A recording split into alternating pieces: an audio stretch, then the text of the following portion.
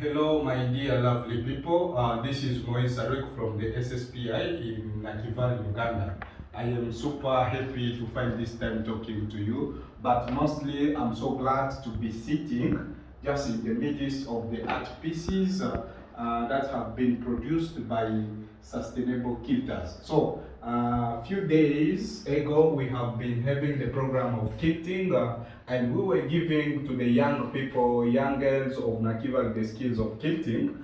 And we are almost finishing this program. That's why I am super excited to be presenting you some of the arts that they have developed.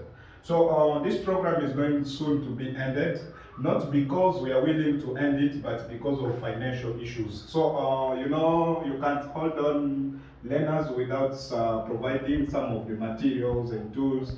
And now we are we are totally cannot afford paying the lunch and etc, the materials that they always need.